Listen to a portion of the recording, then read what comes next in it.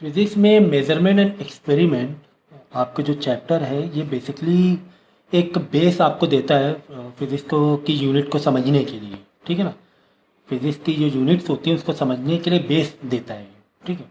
और कुछ एक्सपेरिमेंटेशन है, जैसे कुछ आपको इंस्ट्रूमेंट है उसके फंक्शन जानना होंगे, जैसे कि एक वर्नियर कैलिपर है और एक स्क्रू गेज है। ये दोनों के बेसिक उसके जो फंक्शन है वो मैंने लेक्चर आपको दे दिए हैं। ठीक है। तो फिलहाल तो ये चैप्टर हम लोग वेरी वेरी वेरी शॉर्ट में पढ़ेंगे, क्योंकि कल आपका एग्ज़ाम है, तो शॉर्ट में इसको ख़त्म करते हैं, थोड़ा मैनेजेबल हो जाए कल का पेपर आपका। ठीक है ना। और डिटेल्स में इसको बाद में हम लोग समझेंगे। तो मेज़रमेंट में यानी कि बेसिक आपको यूनिट होना मालूम होना चाहिए कि एरिया जो होता है वो लेंथ इंटू ब्रेथ होता है formula, that is metre into metre. मतलब हमारी जो स्टैंडर्ड यूनिट है वो मीटर में लेते हैं। सेंटीमीटर भी है, मिलीमीटर भी है, किलोमीटर भी है, लेकिन एसआई यूनिट क्या है, मीटर होती है। तो लेंथ भी मीटर में ब्रेथ भी मीटर में, तो मीटर इंटू मीटर क्या होगा, मीटर स्क्वायर होगा, है ना। तो इसीलिए जो एरिया की यूनिट निकलेगी एसआई यूनिट में वो मीटर स्क्वायर की निकलेगी। इसी तरह वर्क का फॉर्मूला क्या होता है, बोलो वर्क का, ये बेसिक फॉर्मूले याद रखने चाहिए। वर्क का फॉर्मूला होता है फोर्स इंटू डिस्प्लेसमेंट। भाई फोर्स के लिए आप क्या दोगे, न्यूटन दोगे। डिस्प्लेसमेंट मतलब डिस्प्लेसमेंट हुआ है तो एक लेंथ एक डिस्टेंस है ये, तो मीटर में होगा। तो न्यूटन मीटर क्या हो जाएगा, वर्क की यूनिट। देखो इसको मैं समझाता हूँ आपको। फंडामेंटल है, बहुत ज़बरदस्त है ये। इसके बिना आप फिज़िक्स में बहुत दिक्कत करोगे अगर आपके यूनिट का मतलब नहीं समझ में आया। मेजरमेंट कि हमारी यूनिट्स क्या होती हैं, स्टैंडर्ड यूनिट क्या है हमारी, ये एक मालूम होना चाहिए। अब देखो वर्क की यूनिट अगर हमें ट्राई करना है तो वर्क के लिए फॉर्मूला क्या दोगे आप, भाई ये तो बेसिक फॉर्मूले तो मालूम ही है ना, हम लोग ने बचपन से सीखे हुए हैं।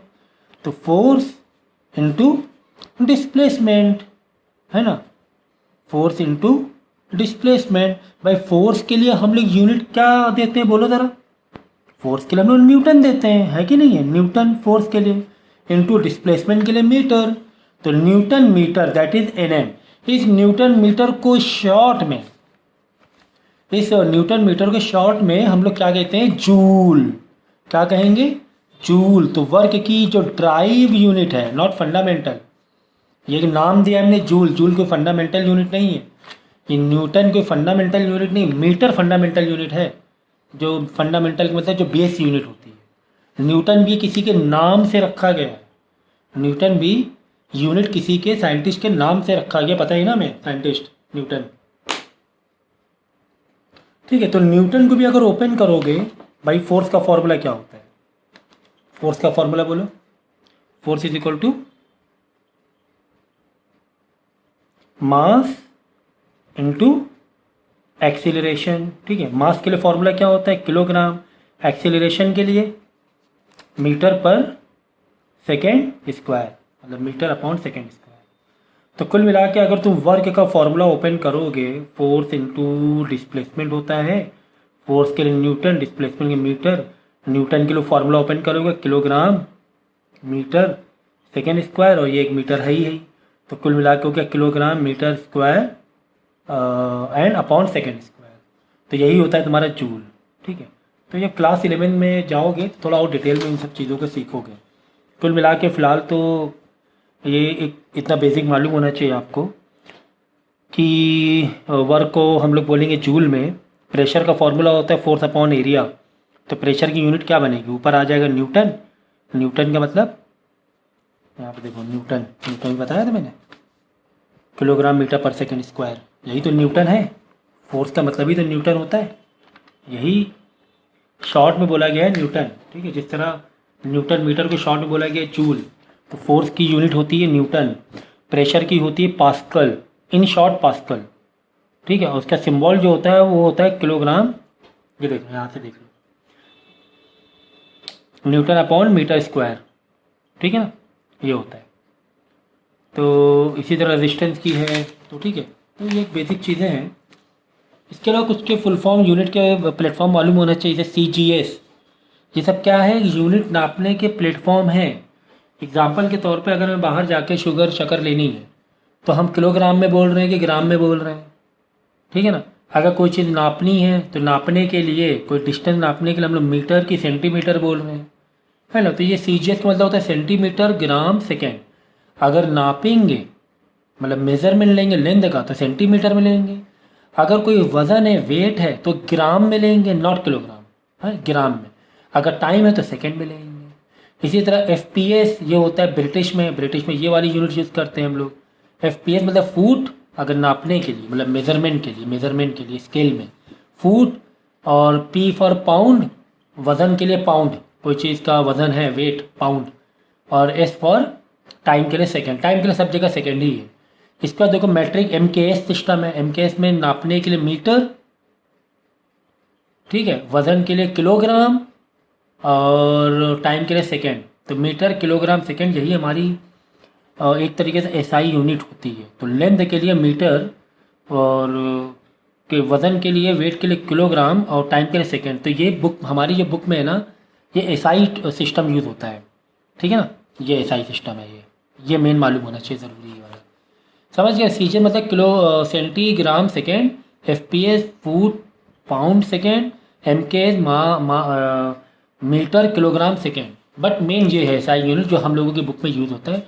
ये वेरी वेरी इंपॉर्टेंट, इसको अच्छे से याद रखें। लेंथ के लिए क्या यूज़ करेंगे हम लोग, मीटर। वज़न नापना है, मास के लिए क्या यूज़ करेंगे, किलोग्राम में मास लेंगे। टाइम के लिए क्या लेंगे, सेकेंड ही रहता है मोस्टली। टेम्परेचर के लिए केल्विन, ठीक है। और इंटेंसिटी, कोई लाइट है इंटेंसिटी है, कैंडला होती है। इलेक्ट्रिक करंट के लिए एम्पेयर यूज़ करते हैं। अमाउंट ऑफ सब्सटेंस जो होता है मोल्स में यूज़ करते हैं। मतलब एंगल के लिए रेडियन यूज़ करते हैं, solid angle steel radian use करते हैं। तो ये आता है एग्जाम में। लेंथ आ जाएगा, मास, टाइम, टेम्परेचर, इलेक्ट्रिक करंट, ये तो आता ही आता है, मतलब एक इसमें आ जाता है, ऑब्जेक्टिव में आ जाता है। तो ये SI सिस्टम मालूम होना चाहिए। अगर यही CGS होता तो लेंथ के लिए सेंटीमीटर यूज़ करते हैं, मीटर नहीं, सेंटीमीटर। मास के लिए ग्राम यूज़ करते हैं। क्या होता अगर CGS होता, CGS होता, ठीक है, तो मास के लिए ग्राम होता, टाइम के लिए सेकंड होता।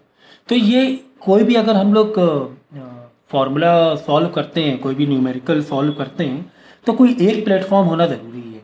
या तो SI यूनिट में सारी चीज़ें हों, या फिर CGS यूनिट में हो। बाकी ये तो आता ही नहीं है, FPS तो आता ही नहीं है। MKS तो एक तरह से SI यूनिट ही हो गया, ठीक है ना। तो ये सिस्टम इंटरनेशनल है। देखो ये SI का फुल फॉर्म है सिस्टम इंटरनेशनल, ठीक है ना।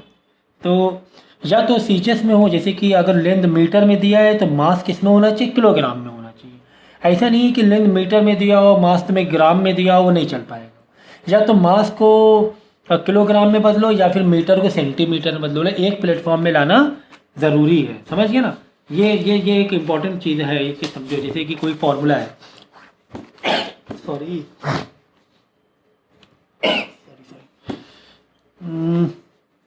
जैसे कि मास तुम्हें दिया हुआ है, समझो ग्राम में दिया हुआ है, ठीक है। लेंथ में दी गई है मीटर में, ठीक है। तो ये नहीं चल पाएगा, ये नहीं चल पाएगा। या तो तुम भाई मास को किलोग्राम में बदल लो, कि किलोग्राम की जोड़ी मीटर है, देख लो किलोग्राम की जोड़ी मीटर है, तो ग्राम को किलोग्राम में। अब ये यूनिट कन्वर्जन पे मालूम होना चाहिए, एक अलग टॉपिक हो जाएगा कि कैसे कन्वर्ट करते हैं, वो एक फिर अलग उसमें पहुंच जाओगे, तो फिर अलग से एक लेक्चर उसका लेना पड़ेगा। यूनिट कन्वर्जन मालूम होना चाहिए, ग्राम को किलोग्राम कैसे बदलना है, या मीटर को सेंटीमीटर में कैसे बदलना है, सेंटीमीटर को मीटर कैसे बदलना है। अगर नहीं पता है तुम्हें यूनिट कन्वर्जन, तो एक बहुत ही अच्छा मेरे पास मैंने लेक्चर रिकॉर्ड किया हुआ है आप लोगों के लिए, तो मुझे बता देना। तो बहुत ही कितना भी टफ यूनिट कन्वर्जन हो, कितना भी डेसिमल में हो, ईजी तरीके से समझ जाओगे आप लोग।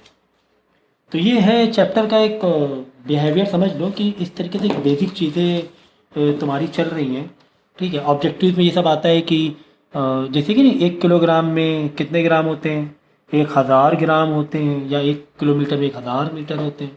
इसी तरह एक एस्ट्रोनॉमिकल यूनिट में कितने ये होते हैं, मीटर होते हैं। हर चीज़ मीटर में लेनी होती है हमें, क्योंकि मीटर हमारी SI यूनिट है लेने के लिए।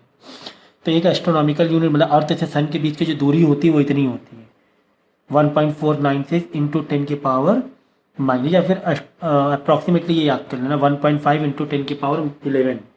10 की पावर 11 मतलब 1 के आगे 11 0, 0 0 0 0 0 0 11 0। तो इतनी दूरी पे हमारा क्या है सन, तो बहुत सारे ऐसे स्टार होते हैं, ऐसे 5 एस्ट्रोनॉमिकल यूनिट है, 100 एस्ट्रोनॉमिकल यूनिट है, क्योंकि अगर मीटर में लेंगे तो अरबों खरबों कैसे गिन नहीं पाएंगे हम लोग, इसीलिए डायरेक्ट एस्ट्रोनॉमिकल यूनिट ले लेते हैं। कैसे कोई सन से 5 गुना ज़्यादा दूरी पर है कोई स्टार, तो हम लोग बोलेंगे 5 AU पर है वो, 5 एस्ट्रोनॉमिकल यूनिट दूर पर है वो, ठीक है ना। ऐसे स्टार होते हैं जो सन तो कुछ भी नहीं है, मतलब काफ़ी दूर है, और उससे भी 1000 गुना दूरी पर ऐसे ऐसे स्टार्स और ऐसे ऐसे प्लेनेट तो नहीं कहेंगे, स्टार ही कहेंगे हम लोग, ठीक है ना।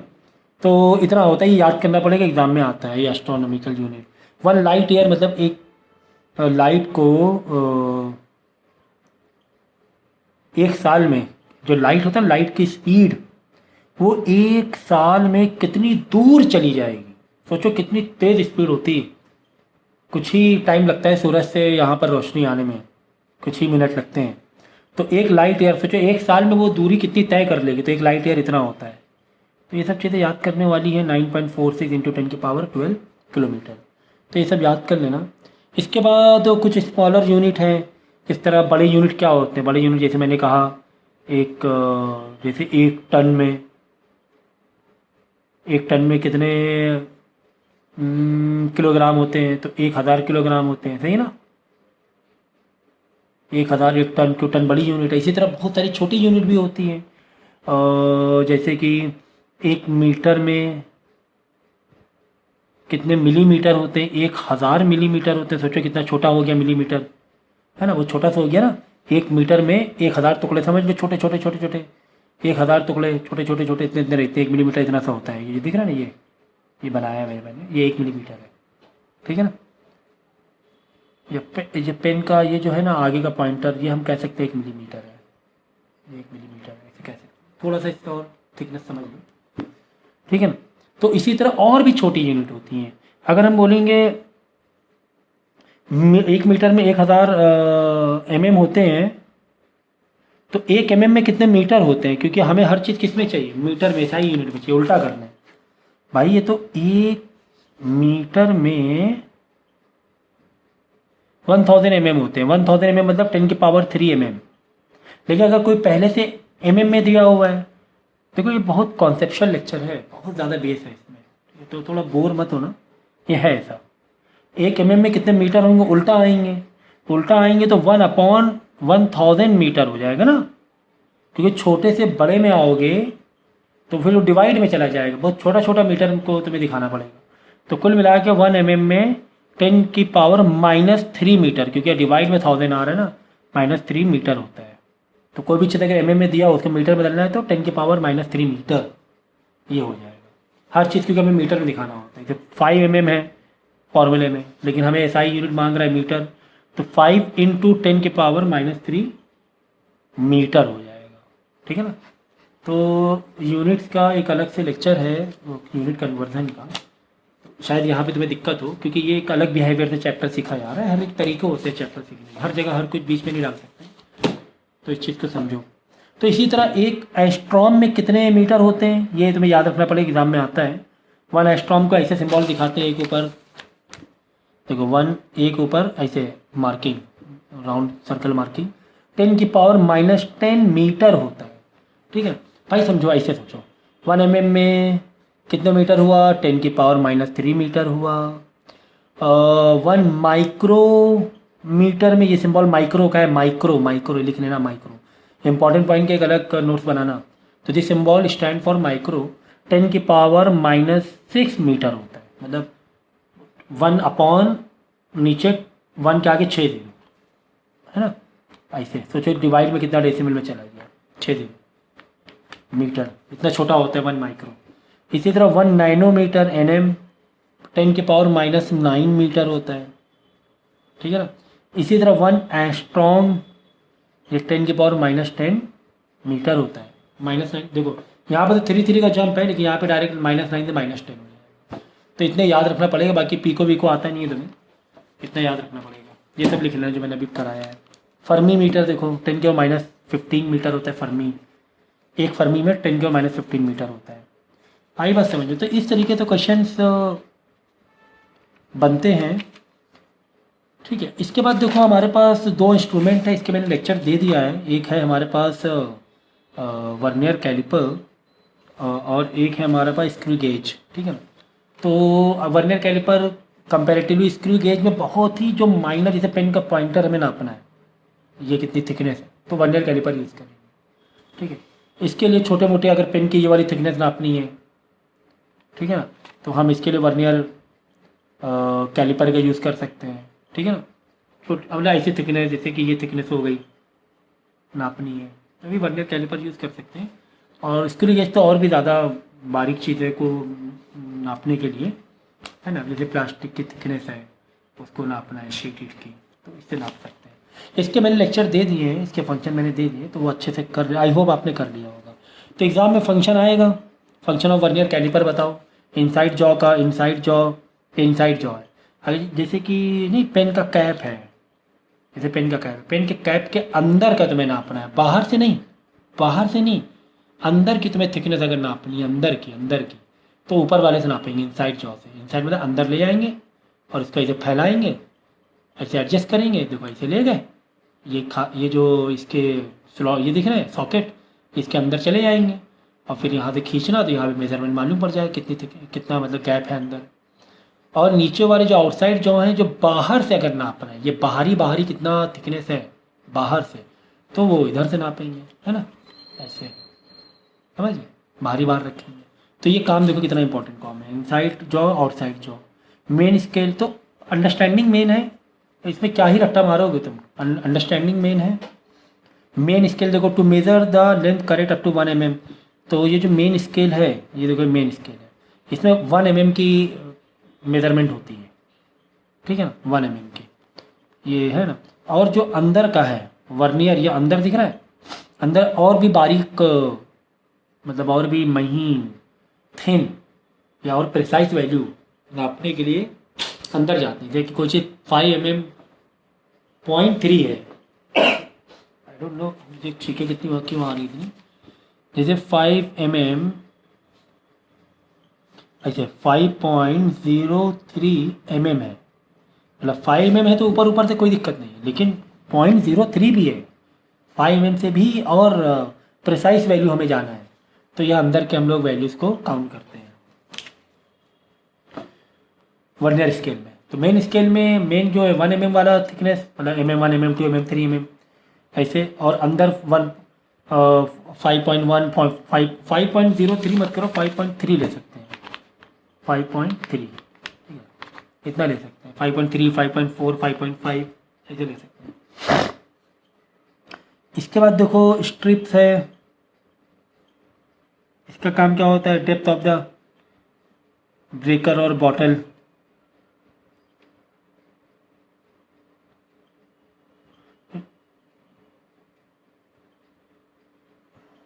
यहाँ से मूव कर सकते हो आप,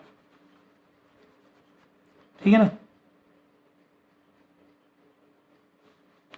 ये एक स्ट्रिप निकली होती है, तो अगर तुम्हें बॉटल के अंदर का डेप्थ नापना है, इस स्ट्रिप से ये स्ट्रिप नीचे चली जाती है और इससे नाप सकते हो। इसका फिर बाद में एक फॉर्मूला है, जैसे कि लीस्ट काउंट ऑफ वर्नियर, मतलब वो कितना मेज़रमेंट है, कितनी थिकनेस है, तो ये फॉर्मूला है इसका, ठीक है। Least count is equal to value of 1 main scale division, मतलब जो भी मेन स्केल की जो डिवीज़न की वैल्यू है, upon total number of division on vernier, vernier में के अंदर कितने डिवीज़न आ रहे हैं, तो वहाँ से लीस्ट काउंट आ जाएगा। इसके बाद जीरो एरर आता है, तो zero error is equal to distance between zero of the main scale and the zero of the vernier scale. तो जीरो एरर ये होता है कि भाई जैसे देखो आप मेजरमेंट लोगे, तो कहीं पर तो अगर डॉट भी बना है ना, समझो कि एक ऐसे स्केलिंग है, अगर इसके बीच में ही कुछ आ गया है ना, बात समझे, बहुत बारीक, बहुत ही ज़्यादा जो प्रिसाइज वैल्यू के लिए कुछ ऐसे थिकनेस है, हम नाप रहे हैं, नापने में यहाँ से ऐसे आ रहा है, ना इधर पूरा ना इधर पूरा, तो यहाँ से जो आगे पीछे थोड़ी सी वैल्यूज होती है, इसी बोलते हैं ज़ीरो एरर। तो इसमें ये ज़ीरो एरर होते हैं, positive zero error, negative zero error होता है। तो the zero error is equal to the distance between the zero of the main scale and the zero of the vernier scale. तो vernier scale का जो zero है, जो main scale का जो ज़ीरो है, जब इसको आप ये थोड़ा मूव करोगे तो ज़ीरो आ जाएगा। तो इसके बीच का जो गैप, अगर ये दोनों बराबर ज़ीरो के ऊपर ज़ीरो नहीं बैठ रहा है, क्योंकि भाई आप मशीन से बना रहे हो इंस्ट्रूमेंट को, तो कहीं तो कुछ तो थोड़ा बहुत भी अगर हल्का सा मोल्डिंग बनाने में 19-20 रह गया तो वो 0 टू 0 नहीं बैठेगा, तो उसी को बोलते हैं ज़ीरो एरर। तो अगर अब यहाँ पे दो होते हैं, दो टाइप काइंड्स ऑफ ज़ीरो, दो टाइप के ज़ीरो एरर होते हैं, positive zero error and negative zero error. Positive zero error वो होता है when the zero mark of the Werner scale is on the right of the zero mark of the main scale, मतलब जो right side में ऐसे जा रहा है, मतलब जीरो के ऊपर जीरो नहीं आ रहा है, थोड़ा राइट में आ रहा है वर्नियर स्केल मेन स्केल से, तो पॉजिटिव होता है। नेगेटिव में क्या होता है, थोड़ा सा आगे चला जाता है, ये है ना, थोड़ा सा आगे, जीरो इस मेन जीरो से आगे चला जाएगा, तो उसको बोलते हैं निगेटिव जीरो। तो पॉजिटिव जीरो एरर में जो भी एरर आएगा उसको बाद में प्लस करना पड़ेगा, क्योंकि वैल्यू ओरिजिनल वैल्यू से कम दिखाएगा। और नेगेटिव जीरो एरर में वैल्यू क्या दिखा रहा हो, कम दिखा रहा होगा, तो मतलब वैल्यू है ना कम दिखाएगा, तो उसको तुम्हें निगेटिव करना, माइनस करना पड़ेगा। तो इसके जब न्यूमेरिकल करोगे तो थोड़ा समझ में आएगा। अभी उतना शायद नहीं चीज़ें आप रिलेट कर पा रहे हो, क्योंकि ये लेक्चर ही ये जो चैप्टर है 5 से 6 दिन का है, तो एक दिन में तो पॉसिबल नहीं हो पाएगा, इसलिए थोड़ा शॉर्ट में चीज़ें करानी पड़ रही हैं। इसी तरह स्क्रू गेज आता है। स्क्रू गेज में हम लोग मेन जो स्केल होता है 1 mm होता है, और उसके अंदर जो डिवीज़न होते हैं वो 100 डिवीज़न होते हैं। जैसे यहाँ पे 1 mm टू 10 था, 10 पार्ट थे, 10 पार्ट थे 1 mm के, मतलब 1 mm को भी हमने 10 पार्ट में डिवाइड कर दिया था। जैसे मैंने कहा था ना कि जैसे ये जो थिकनेस है समझो ये 1 mm है, ये थिकनेस है, ये 1 mm है, तो ठीक है। अब ये 1 mm को नापना है, 1 mm के और भी 10 पार्ट नापने हैं, 10 पार्ट और छोटे छोटे डिवाइड करो, छोटे छोटे छोटे 10 पार्ट डिवाइड करो, तो ये काम वर्नियर स्केल से हो जाएगा। लेकिन अगर और भी प्रिसाइज वैल्यू चाहिए, इसके 100 टुकड़े करने, मतलब इतने छोटे स्ट्रिप है, इसके भी 100 टुकड़े करने हैं, 100 डिवीजन करने, तो उसके लिए आपको यूज़ करना पड़ेगा स्क्रू गेज। मतलब इसे पेपर की थिकनेस है, ये पेपर की थिकनेस है, तो ये स्क्रू गेज से आप पॉसिबल हो पाएगा उसकी थिकनेस निकालने के। तो इस तरह लीस्ट काउंट वर्नियर कैलिपर का एक फॉर्मूला था, value of 1 main scale division upon total number of division on vernier, ठीक है ना, ये वर्नियर कैलिपर का फॉर्मूला है। तो ठीक इसी तरह इसका लीस्ट काउंट निकालना है, तो pitch of screw upon total number of division on circular scale. तो ये जो सर्कुलर स्केल है देखो, ये ऐसे होता है और ऐसे हम लोग घुमाते हैं, ऐसे घुमाते हैं, तो घुमाते हैं ना, तो ये 100 होते हैं। कितने बार, मतलब 1 से लेकर 100, मतलब एक चक्कर घुमाने में, इसलिए यहाँ पे कुछ लिखा हुआ लग रहा है, ये कुछ राइटिंग है, जब ऐसे घुमाएंगे तो 100 डिवीज़न कर हो जाएंगे, 100 पार्ट एक सर्कल घुमाने में।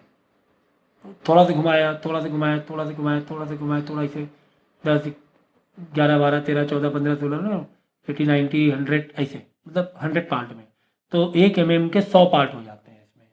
तो यही सब एग्ज़ाम में आता है कि क्या एडवांटेज है वर्नियर स्केल, वर्नियर कैलिपर का और स्क्रू गेज का। तो स्क्रू गेज ज़्यादा प्रिसाइज वैल्यू बताता है, 0.01 mm बताएगा, mm में बोलेंगे, सेंटीमीटर में कन्वर्ट करेंगे तो 0.001 सेंटीमीटर हो जाएगा, 1 0 बढ़िया। आप mm में याद कर लो चाहिए तो, ठीक है। 1/100 होते हैं डिवीज़न, मैं ये याद रखता हूँ। इसमें होते हैं 1/10 डिवीज़न। डिवीज़न क्या होते हैं, वो ऐसे पार्ट होते हैं, ठीक है ना, तो इस चीज़ को याद रखना। इसमें 1 mm के 10 पार्ट होते हैं, इसमें 1 mm के 100 पार्ट होते हैं, 100 डिवीज़न होते हैं। तो पिच ऑफ स्क्रू, जो भी पिच है मेन, देखो ये इसके वजह आपने लेक्चर तो देख ही लिया है, ये पिच होती है, ये जो एक जो ऐसे जो क्या बोलेंगे इसे, मतलब स्क्रू में नहीं, जो आप स्क्रू देखते हो तो उसके अंदर वो बना रहता है, एक स्पाइरल ऐसा बना रहता है उसका खांचे, तो उसी को बोलते हैं पिच। तो जिसे घुमाएंगे तो कितनी पिच गए वो होता है स्क्रू, ठीक है, आइए बस समझ में। और upon total number of, total number कितने, 100 है, टोटल नंबर कितने 100 है डिवीज़न। तो ये लिस्ट काउंट यहाँ से निकालते हैं हम लोग। इसके बाद तीसरा जो टॉपिक है, तो इसके फंक्शन देखो यहाँ पर है, दोनों फंक्शन सेम जैसे हैं, बट वहाँ पे 1 mm, देखो वहाँ पे 0.1 mm था, मेन स्केल 1 mm और डिवीज़न 0.1, यहाँ पे मेन स्केल तो 1 mm है, लेकिन जो डिवीज़न है 0.01 mm है, 0.1 स्क्रू गेज 0.01, तो बस ये मेन डिफरेंस है। ठीक है, बाकी तो जो है वो आप कर सकते हो ये नापने के लिए। कोई अगर वायर है, वायर की थिकनेस नापनी है तो यहाँ पे रखेंगे वायर, या आगे लेकर आएंगे, उसके अकॉर्डिंग हम लोग मेज़र कर लेते हैं। तो ये फंक्शन अच्छे से मैंने लेक्चर दे ही दिया खैर इसका। तो इसके बाद है देखो टाइम पर आएंगे तो हमारे पास सिंबल पेंडुलम है। सिंबल पेंडुलम मतलब क्या होता है कि जैसे कोई चीज़ आपने एक धागे में, एक रोप में कोई एक वज़न लटका दिया, अब यहाँ से ऊपर लिफ्ट करके थोड़ा छोड़ोगे तो इस तरीके से क्या करेगा, स्विंग करेगा। ठीक है, वाइब्रेट करेगा, स्विंग करेगा कह सकते हैं। ठीक है ना, तो इसको बोलते हैं पेंडुलम। तो एक पॉइंट में आकर रुक जाएगा। क्यों रुक जाएगा? क्योंकि नीचे भाई ग्रेविटी है, तो ग्रेविटी क्या करेगी, अपनी तरफ खींचने के लिए इस बॉब को रोक देगी। एयर रेजिस्टेंस भी है, एयर क्या है, रेजिस्टेंस भी है, तो धीरे धीरे रुक जाएगा। अगर पूरा ये वैक्यूम में हो, अगर यही इंस्ट्रूमेंट पेंडुलम वैक्यूम में, तो ये चलता ही रहेगा, चलता ही रहेगा, रुकेगा ही नहीं कभी। ठीक है ना, लेकिन एयर रेजिस्टेंस होता है और ग्रेविटी होती है, तो इसकी वजह से एक पॉइंट में आकर रुक जाएगा।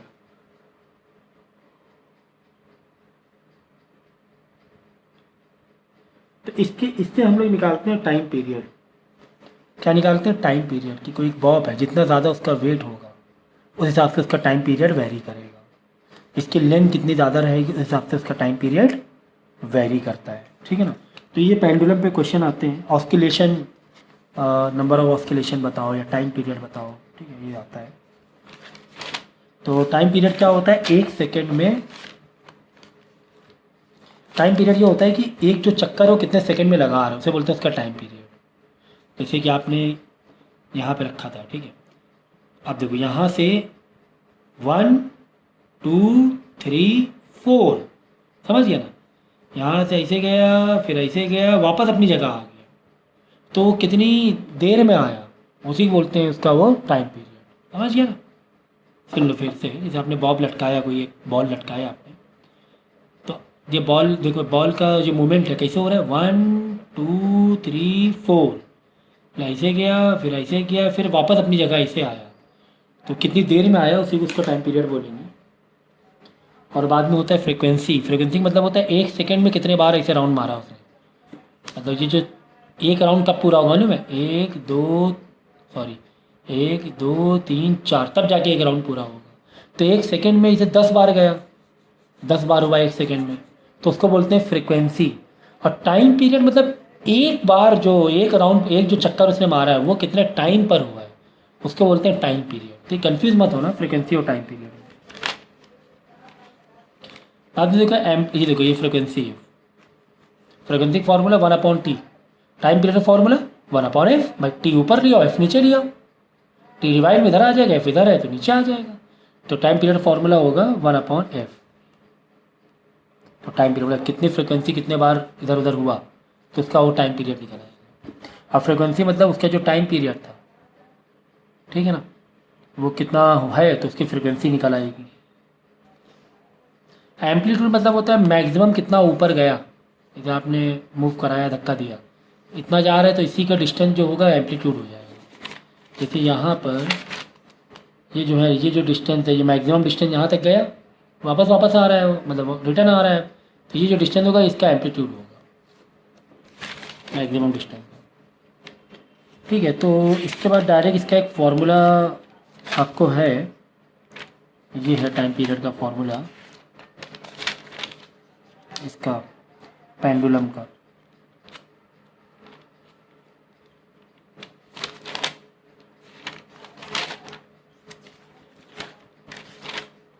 यहाँ पर 2π√L/G, any the length of string, जो स्ट्रिंग है ना ये लेंथ, ठीक है, और ग्रेविटी तो है यही 2π। ठीक है,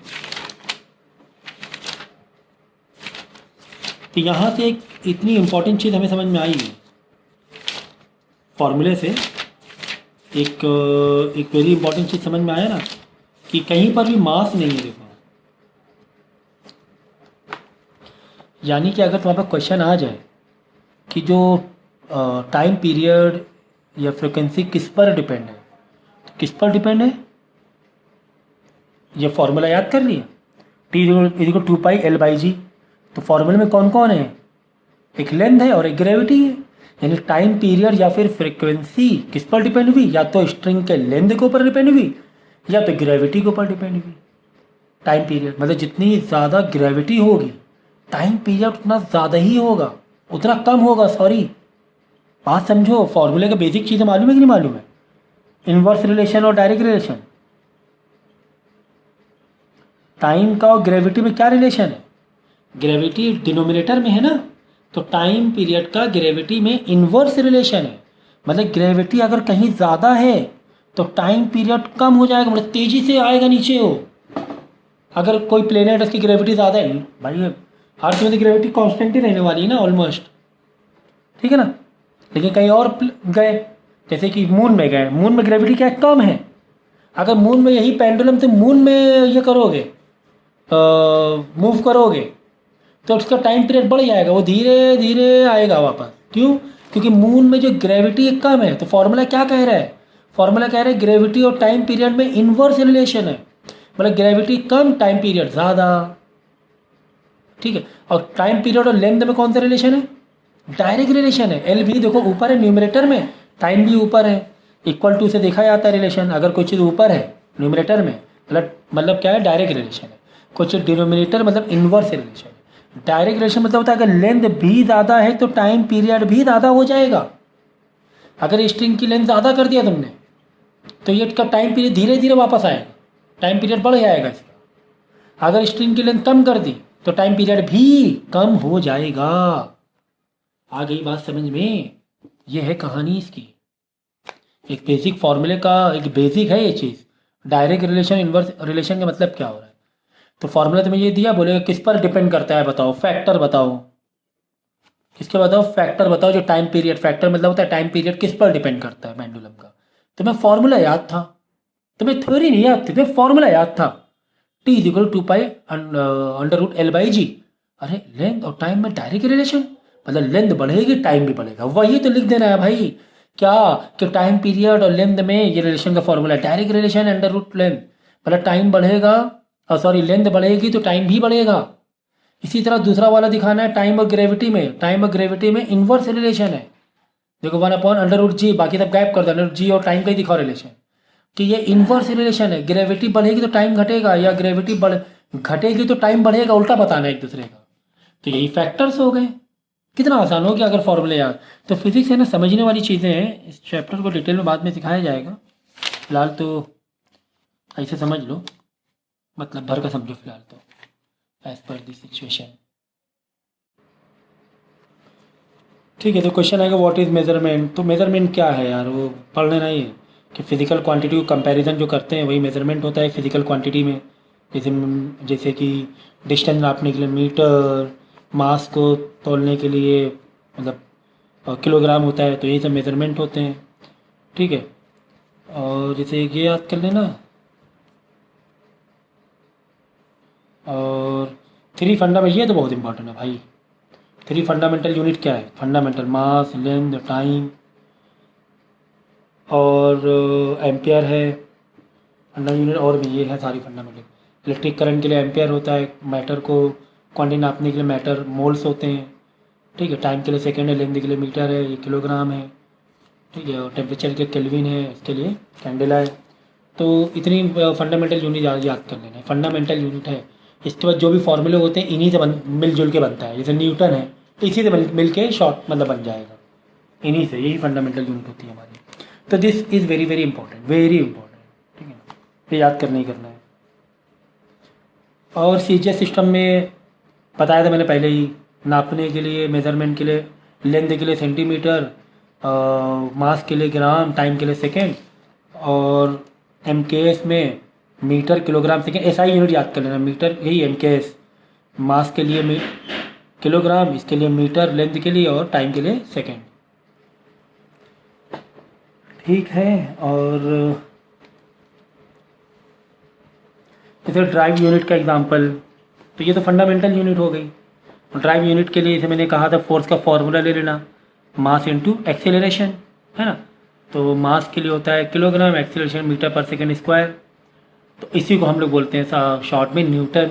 बता देना इसे क्या बोलते हैं, न्यूटन। तो न्यूटन जो हो जाएगी वो ड्राइव यूनिट हो जाएगी, ये फंडामेंटल यूनिट नहीं है, ठीक है ना। इसकी फंडामेंटल यूनिट क्या होगी, किलोग्राम। मास के लिए किलोग्राम, एक्सीलरेशन के लिए क्या होता है, मीटर अपॉन सेकेंड स्क्वायर। तो ये न्यूटन का जो मेन फंडामेंटल यूनिट ये है, और न्यूटन क्या है, ड्राइव यूनिट है। इस चीज़ को ऐसे बता सकते हो आप, ठीक है ना। तो ये याद कर लेना कि जो बोलते हैं यार उसे लिखते रहना, डिफाइंड स्टैंडर्ड मीटर। तो स्टैंडर्ड मीटर क्या होता है वो याद कर लेना, ठीक है।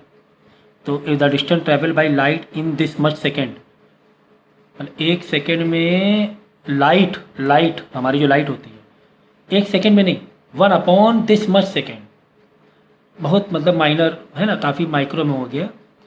तो वो 1 मीटर होता है। तो कुल मिलाकर 1 मीटर, इन जनरल 1 मीटर कितना होता है पता है ना, जैसे कि तुम्हारा हैंड होता है ना, पूरा हैंड, उससे थोड़ा सा एक्स्ट्रा, उसे 1 मीटर कह सकते हो।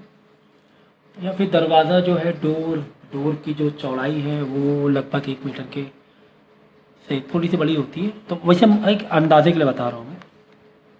फिर ये आएगा एस्ट्रोनॉमिकल यूनिट, बताओ, ये याद कर लेना, मैंने बता दिया पहले, ये लाइट ईयर बताओ, ये एग्ज़ाम में आएगा ही, मैं कह रहा हूँ, ठीक है। फिर रिलेशन आ जाएगा, इसके लिए थोड़ा सा समझना पड़ेगा तुम्हें। अब ये थोड़ा सा फिर यूनिट कन्वर्जन में पार्ट में आ गया कि 1 नैनोमीटर में कितने एस्ट्रॉन्ग, लेकिन हाँ 1 एस्ट्रॉन्ग में कितने मीटर होते हैं, 10⁻⁻10 मीटर होते हैं।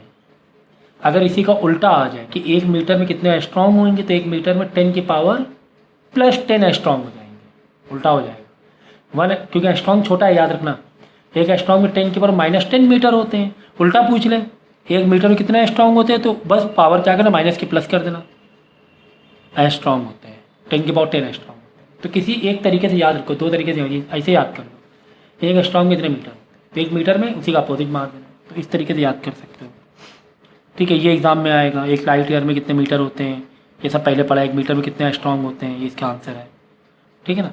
ये याद कर लेना। ये आएगा एसआई यूनिट, बताओ, SI unit of mass kilogram होता है, ये एग्ज़ाम में आते हैं। ऐसे बेसिक क्वेश्चन आएंगे, और यूनिट कन्वर्जन में तो फिलहाल हम आपकी हेल्प इतनी नहीं कर पाएंगे। ये याद कर लेना, 1 ग्राम में कितने किलोग्राम होते हैं, 10⁻³ किलोग्राम होते हैं। भाई 1 किलोग्राम में अगर 1 किलोग्राम में 1000 ग्राम होते हैं, 1000 ग्राम का मतलब 10⁻³ ग्राम। तो 1 ग्राम उल्टा करने के लिए तो 10⁻³ किलोग्राम हो जाएगा, 1/1000 हो जाएगा ना। ये सब यूनिट कन्वर्जन है, तो ये एग्जाम में आते ही है ऑब्जेक्टिव में। टाइम के एसआई यूनिट बताओ, सेकेंड है, मालूम हमें, है ना। लीप ईयर क्या होता है बता देना, लीप ईयर 360 डेज होता है, फरवरी में 229 डेज होते हैं, वही लीप ईयर होता है। अगर आगे ये सब एग्जाम में आएगा। नैनो सेकेंड बताओ, नैनो मतलब 10⁻⁻9। माइक्रो, ये माइक्रो का सिंबल है, मैं बता चुका हूँ, 10⁻⁻6 होता है माइक्रो, 1 माइक्रो सेकेंड 10⁻⁻6।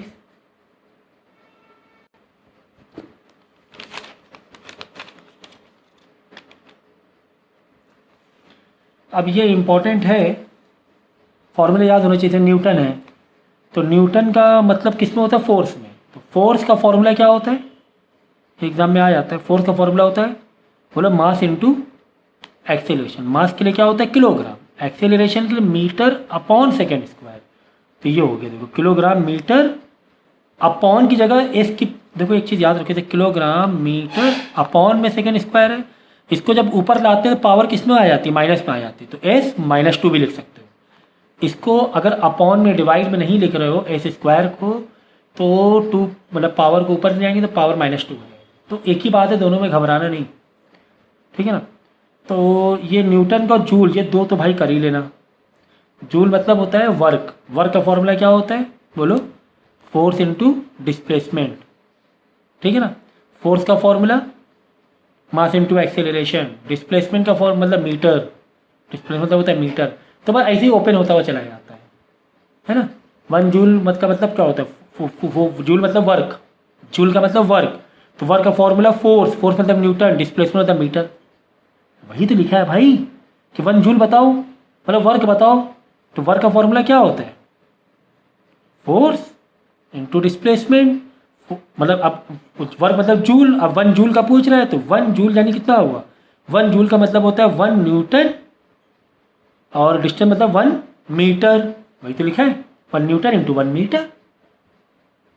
अब न्यूटन को ओपन करो, न्यूटन को ओपन करिए किलोग्राम मीटर सेकेंड स्क्वायर में -2 मतलब पर सेकेंड स्क्वायर, यानी 1 किलोग्राम। अब न्यूटन को हमने ओपन किया इसे, ये न्यूटन को ओपन किया, 1 किलोग्राम इंटू 1 मीटर पर सेकेंड स्क्वायर इंटू मीटर, ये चल रहा तो चला ही रहे हम लोग।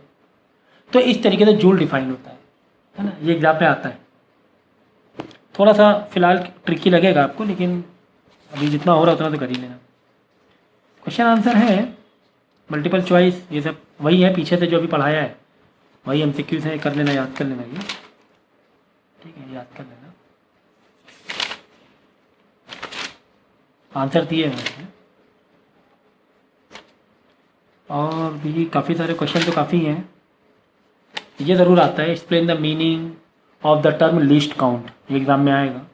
तो लीस्ट काउंट मतलब क्या होता है, of an instrument of the smallest measurement जो होता है उसी को बोलते हैं लीस्ट काउंट, जो एक एक्यूरेट वैल्यू निकालनी होती है, प्रिसाइज वैल्यू निकालनी होती है।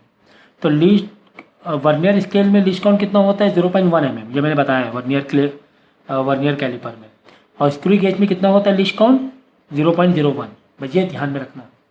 वर्नियर कैलिपर का लीस्ट काउंट इतना, स्क्रू गेज का लीस्ट काउंट इतना। तो ये एग्जाम में एमसीक्यूज में भी आ जाता है। और क्या करोगे, वही आ गया वापस लीस्ट काउंट वाला, define least count vernier caliper का बता दिया। फॉर्मूला याद कर लेना, फॉर्मूला तुम्हें याद करना है, L C is equal to formula याद करना, main scale upon total division, ठीक है ना। और क्या याद करोगे, जीरो एरर आता है व्हेन वर्नियर का set to be zero error है ही नहीं, when is the vernier caliper set to be free from zero error. तो जीरो एरर कब नहीं होता है, जब मेन स्केल और वर्नियर स्केल के दोनों के जीरो आपस में एक दूसरे के ऊपर क्या हो जाए, कोलाइड हो जाए। समझ गए ना, बात समझो। जैसे कि मेन स्केल चल रहा है, ये वर्नियर स्केल चल रहा है, छोटे छोटे वाले छोटे छोटे वाले छोटे वाले छोटे वाले छोटे वाले।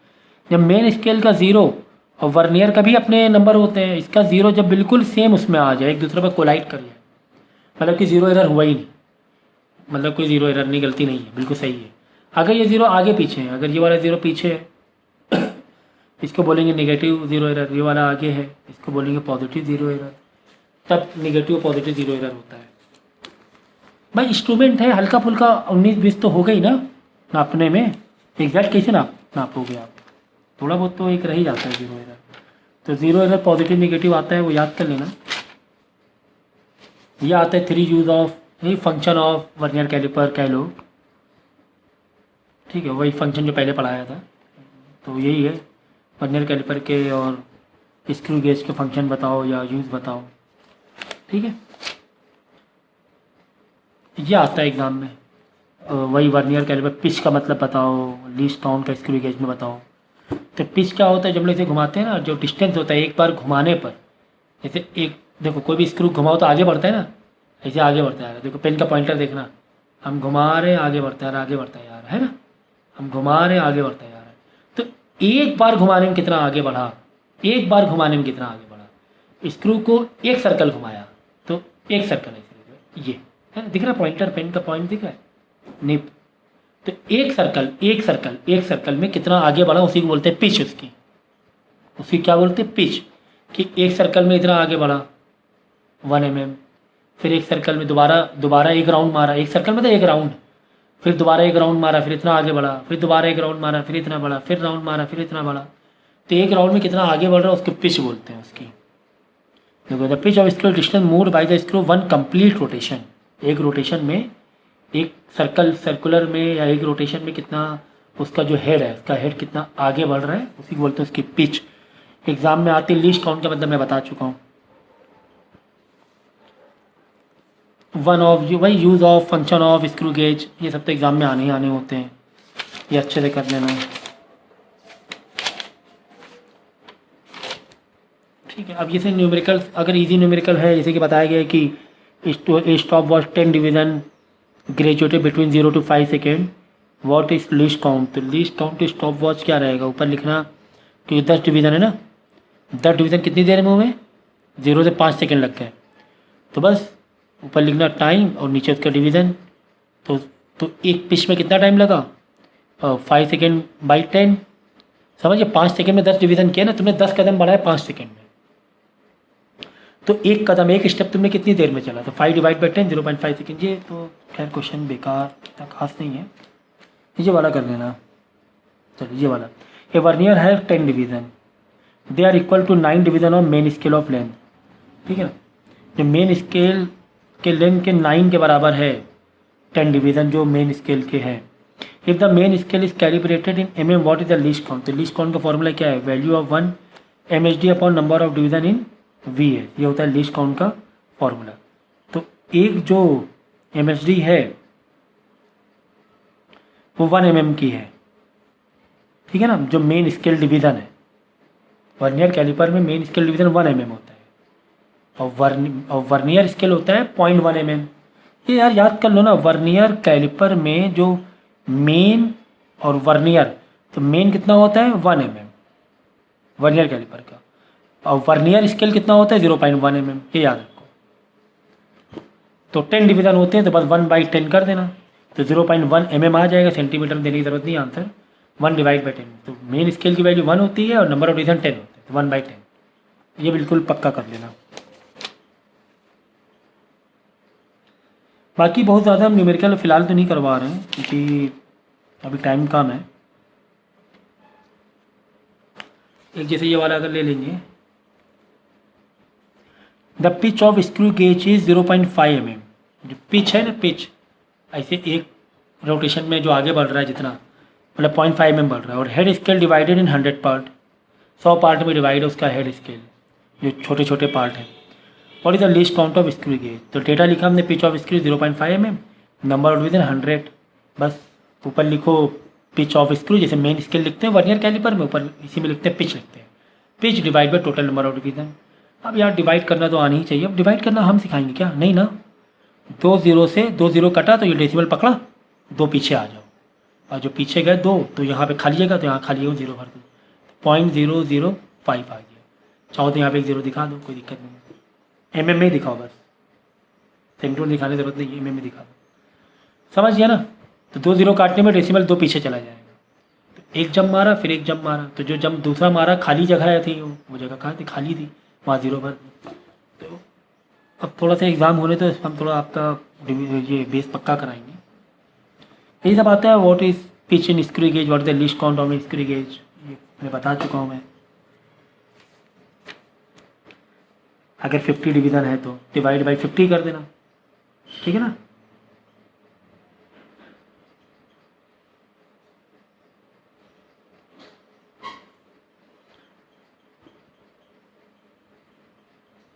देखो यहाँ पे थोड़ा घुमा के क्वेश्चन दिया, मैं क्या बोला, डिवीज़न तो 50 है, नीचे तो 50 लिखोगे स्क्रू गेज में, ऊपर क्या पिच लिखना पड़ती है, पिच देखो कह रहा है 1 mm हो रहा है 2 रोटेशन में, यहाँ पे 1 ना लिख देना भाई, गलत हो जाएगा। कह रहा है एक रोटेशन 1 mm नहीं, 2 रोटेशन में 1 mm हो रहा है, 2 रोटेशन में, यानी कि एक रोटेशन में 0.5 mm हुआ, आधा हुआ ना, बात समझे। हम नीचे ऊपर क्या लिखते हैं, पिच लिखते हैं, नीचे क्या लिखते हैं, डिवीज़न लिखते हैं, तो डिवीज़न तो 50 दिए हैं, समझ गए ना, लिस्ट काउंट निकालने के लिए स्क्रू गेज का डिवीज़न तो 50 दिए, लेकिन पिच है ना यहाँ 1 mm, यहाँ धोखा ना खाना, 1 mm 2 रोटेशन पर, 2 बार घुमाने पर 1 mm गया, यानी एक बार घुमाने पर आधा mm गया होगा, तो 0.5 लिख देंगे यहाँ पे, ठीक है ना। अब ये मालूम हो, मतलब आप डिवीज़न तो करना आना चाहिए, ठीक है ना, तो ये आना चाहिए। तो पहले तुम क्या करो, 1 0 काटो तो 1 0 इधर चला गया, 0.05 हो गया ना, 0.05 डिवाइड बाई 5, 5 1 5, लेकिन 2 डेसिमल है तो 2 डेसिमल आ जाएंगे इधर, 0.01 हो जाएगा। देखो डिवाइड, देखो 0.5 mm था, क्यों 1 mm क्यों नहीं लिया, क्योंकि 2 रोटेशन पर 1 mm था, तो ये एक रोटेशन पर भाई 2 बार घुमाने में 1 mm गया, यानी एक बार घुमाने में आधे ही mm आगे जाएगा। 0.5 डिवाइड बाई डिवीज़न कितने 50 थे, डिवीज़न कितने थे 50 थे, चाहो तो तुम ऐसे भी कर सकते हो। कैसे? जैसे 1 डेसिबल इधर बढ़ाया तो 1 0 बढ़ा दो, 5/500 हो गया। 5 1 × 5 2 0 बढ़ गए, 1/100 हो गया। अब 1 2 0 काटा तो 1 1 पीछे गया, फिर 1 0 बढ़ा, फिर डेसिमल यहाँ आ गया, तो 0.01 mm हो गया। अब ये थोड़ा सा पार्ट अलग है, इसके लेक्चर्स में रिकॉर्ड नहीं होगा तो मैं कर दूंगा आपके लिए, लेकिन अलग ही पार्ट है। फिर ये कैसे करना है सॉल्व, इसको तुम थोड़ा सा साइड में रखेंगे। फिलहाल तो फार्मूला और बेसिक मैंने इसके कॉन्सेप्ट मैंने बता दिए। तो न्यूमेरिकल इसके इतने ही फिलहाल करो क्योंकि टाइम कम है। पेंडुलम बेस पे न्यूमेरिकल आते बड़े इजी होते हैं यार। 2π √L/g, ठीक है ना। इसकी तरह इसका एक न्यूमेरिकल आ जाता है। और जैसे यहाँ पे भाई ये आएगा एग्जाम में, 2 फैक्टर बताओ। 2 फैक्टर क्या है यार, फॉर्मूला क्या क्या है? Time is 2π L/g। अगर यही ये होगा फ्रिक्वेंसी का फॉर्मूला, तो फ्रिक्वेंसी का फॉर्मूला टाइम का उल्टा कर देना, क्या हो जाएगा? 1/2π हो जाएगा और √g/L हो जाएगा। ये फ्रिक्वेंसी का फॉर्मूला, कि फ्रिक्वेंसी और टाइम एक दूसरे का अपोजिट होते हैं और रेसिप्रोकल होते हैं। तो फ्रिक्वेंसी का फॉर्मूला 2π अपॉन में चला जाएगा, g ऊपर L नीचे आ जाएगा, ठीक है ना। ये हो जाएगा फ्रिक्वेंसी का फॉर्मूला। तो बस यही दोनों पर डिपेंड करता है कि चाहे फ्रिक्वेंसी आ जाए, चाहे टाइम पीरियड, लेंथ और ग्रेविटी पर। टाइम पीरियड का लेंथ में क्या रिलेशन है? Direct relation. लेंथ बढ़ेगी तो टाइम पीरियड भी बढ़ेगा। टाइम पीरियड ग्रेविटी में क्या रिलेशन है? इन्वर्स। जैसे क्रॉस है ना, ये नीचे क्रॉस मतलब इन्वर्स रिलेशन है। ग्रेविटी बढ़ेगी तो टाइम घटेगा, टाइम घटेगा, ठीक है। लेकिन ये फ्रिक्वेंसी में देखोगे तो फ्रिक्वेंसी और ग्रेविटी में डायरेक्ट रिलेशन। ग्रेविटी बढ़ी तो फ्रिक्वेंसी बढ़ा, ग्रेविटी घटी तो फ्रिक्वेंसी घटी। फ्रिक्वेंसी और लेंथ में इन्वर्स रिलेशन, लेंथ बढ़ी तो फ्रिक्वेंसी घटी, है ना। अब ऐसे क्वेश्चन आ जाते हैं, कह रहा टाइम पीरियड बताओ अगर, ये कोई एग्जाम में आ जाते हैं। कह रहा टाइम पीरियड बताओ अगर, क्या अगर हम लेंथ क्या करते हैं? 4 टाइम कर दें। लेंथ अगर 4 टाइम कर देंगे तो टाइम पीरियड भी कितना हो जाएगा? 2 टाइम बढ़ जाएगा। कैसे? देखो भाई, टाइम पीरियड का फॉर्मूला क्या है? 2π √L/g। कह क्या आ रहा है कि नया टाइम पीरियड निकालो, तो टाइम पीरियड नए के लिए ऐसे डैश दे दिया नया, और लेंथ तो क्या कर दो? 4 टाइम बढ़ा दो, तो 2π लेंथ कर देंगे। 4 टाइम बढ़ाना मतलब 4L कर देना, 4 टाइम मतलब 4L/g कर देंगे, ठीक है ना। अब 4 तो देखो रूट से बाहर आ ही जाएगा। 4 तो √4 से √4 रूट से बाहर आए, क्या निकलेगा? क्लास 8 में पढ़ा है, 2 निकलेगा ना। तो बेसिक चीज़ है ना भाई, 2 × 2 4 होता है ना, तो 2 निकलेगा। तो 2 बाहर आ जाएगा, तो 2 × 2π, 4 बाहर 2 बन के आ गया, अंदर बचा L/g। अंदर क्या बचा? L/g। 4 2 बन के बाहर आ गया ना। अच्छा, ये कहीं देखा देखा लग रहा है? हाँ सर, ये तो टाइम पीरियड है हमारा, ओरिजिनल वाला टाइम पीरियड जो पहले था वही तो ये है। यानी कि 2 × टाइम, जो नया टाइम आया 2 × टाइम मतलब 2 गुना बढ़ जाएगा टाइम पीरियड। लेंथ अगर तुम 4 गुना बढ़ाओगे, और लेंथ तुमने 10 मीटर से 40 मीटर कर दिया, तो टाइम पीरियड जो 5 सेकेंड था वो 10 सेकेंड हो जाएगा, और डबल हो जाएगा time period. Time period 4 time नहीं होगा, टाइम पीरियड डबल ही होगा, क्योंकि वो अंडर रूट से बाहर लाना है ना हमें।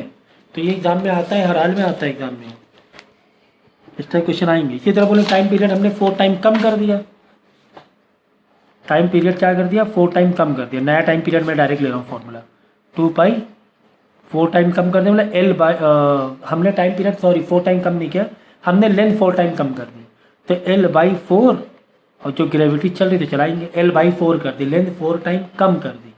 तो नया टाइम पीरियड ये 4 अपॉन जो 4 है, अपॉन 2 में बन के बाहर आ जाएगा, तो 1/2 बन के बाहर आ जाएगा। 2π बाकी वैसी L/g बचेगा, जो बचेगा वो बचेगा। क्या ये देखा देखा लग रहा है?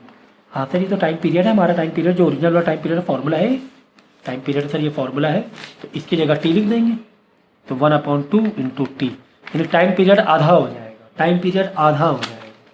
तो इस टाइप के क्वेश्चन आते हैं। और बेसिक क्वेश्चन आ गया, लेंथ दे दी गई 10 मीटर, ग्रेविटी 10 है, ग्रेविटी बाई डिफॉल्ट 10 ले लेना अर्थ की, और लेंथ दे दी तुम्हें 20 मीटर, तो बस सॉल्व कर लेना।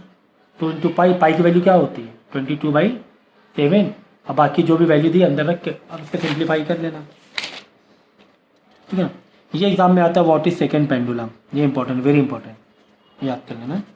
सेकंड पेंडुलम क्या है? कुछ क्वेश्चन छोड़ भी रहे हैं क्योंकि टाइम बहुत कम है, आ भी सकते हैं, बट अब ये रिस्क वाला हो गया।